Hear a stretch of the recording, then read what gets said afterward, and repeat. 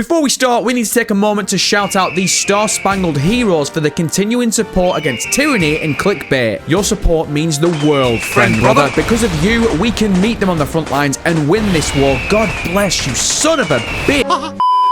From an American Pie-type college setting to just another year at Bulworth, we've all tried to visualize what a sequel to Bully would have looked like. Well, imagine no more, brother, because we have the answers. Really?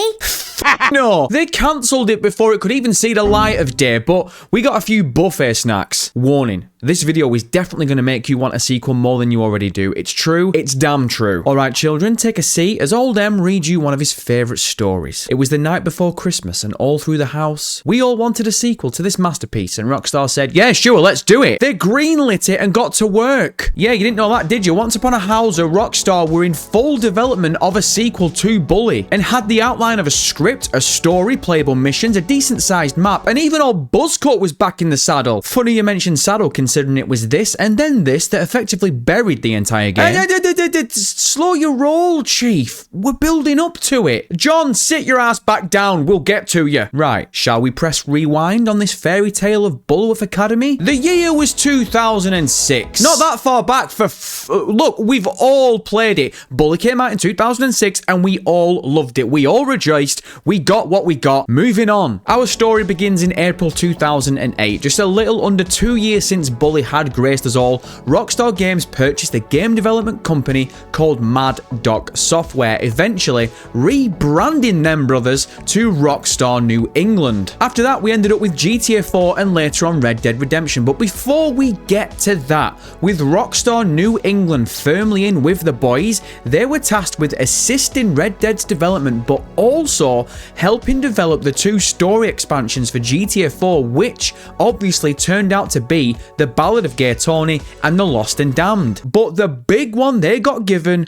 was the sequel to Bully. Lucky barstools. They went on to pump months of hours and hard work into it, and multiple reports from developers claim that the map was looking to be much bigger than the original and possibly even bigger than Vice City. And just to remind you, we're talking 2008 to 2009. That's a solid sized map for a game like this. Also, don't forget, if we're following on from the original game that had Jimmy either on foot, bike or skateboard, that map would have felt massive, said the Pope to a bishop. What? The biggest note on the map itself, though, was that the idea at Rockstar was to focus on depth over size, with the majority claiming they wanted you to be able to enter near enough every building possible. Where have I heard that before? But one of the most interesting things for me was going to be the introduction of an honor meter. Yes, you have seen this already in a Rockstar game. Before Red Dead 2, the idea of an honor meter first got planned for the Bully sequel. Obviously, reading between the lines, the idea would have been if you were a bad kid,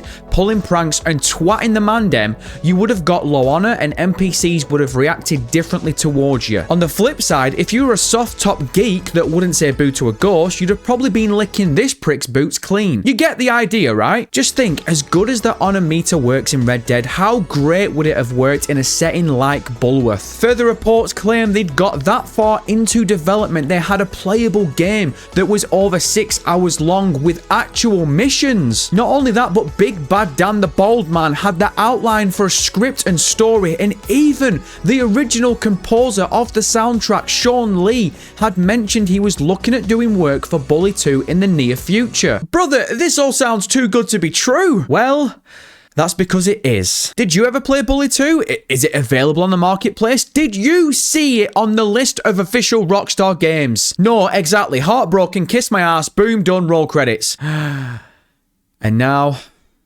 I must break you. During the period of time Bully 2 was being developed, Rockstar were really under the cosh. Red Dead 1 was seriously lacking where it needed to be, and with everyone worried it was gonna fall way behind, Rockstar pulled developers from all corners of the company to help get it done. And one of those corners that took a big hit, you guessed it, Chief, Rockstar New England. It made sense to prioritize Red Dead, and looking at what we got now, it definitely made sense, but to the Bully fans, the lumps just kept on coming. Not only did the developers not return to Rockstar New England, but eventually cuts were made and the quality assurance team were dropped entirely. If that doesn't scream friend zone, I don't know what does. Rockstar clearly saw the Bully sequel as nothing more than that annoying little hanger-on that, yeah, alright, has a little something, but not enough to take them home and show them the 50 states. states, in 2011, Dan the man kept us hanging on when he said the company might go back to Bully after Max Payne 3. Well, we got the beard and still zip. But the nail in the coffin came 7 years later when all focus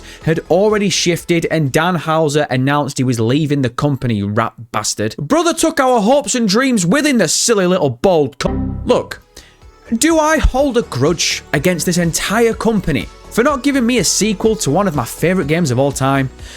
You're damn right I do. A sequel with a bigger map than Vice City, enterable shops and houses, updated graphics and gameplay, probably an even longer story. Son of a bitch, why, God, why did you take this from me?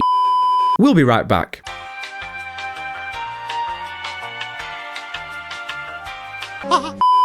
Alright, I'm fine. Let's wrap this up. All this to me is negative. They did so much work on a game we all wanted and then just shit-canned it like bad news. The only positive I can give is that with Bully 2 getting dropped like a punk bitch, it opened the doors and made Red Dead 2 possible. Red Dead. So, Red Dead 1... Wait, hold on a minute. So, Red Dead 1 cost us developers from the actual sequel being made, and then we get a sequel to that shit in the time we were gonna get the actual sequel we wanted. No. John, Arthur, Dutch, you can all pucker up and kiss it. I wanted that Bully sequel. I needed that Bully sequel. Your games and your story were top notch. 5-star. Yeah. Kiss. Smoke up the ass. Whatever. It just sucks that as a fan, I have to hear how far into development they got to Bully 2 and how close we were. I'd have preferred them just not doing it in general. Never give the thing a green light. See it as one and done and move on. Does the fact that they did green light a sequel give me any hope that one day we will see a second installment to Bully?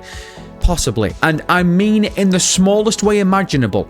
Possibly. But the way this company moves now, Jimmy's going to be slow walking his retired ass to the bus stop and we're going to be popping pain medication as a goddamn DLC. But look, I want to know what you're thinking. How does all this sound to you? Did it sound promising or are you happy they never went back to the Bulworth well? And note that if that is your answer, you will be blocked. Let us know your thoughts in the comments, and also, do you think we're ever going to see a Bully sequel? If so, are we all going to be cashing that pension check, or is there any hope at all we see this thing sometime in the next century? As always, we want to give one more shout out to the Friend Brothers for the continued support on the channel. You stay safe on those streets, and as always, sucker, look at your scumbag!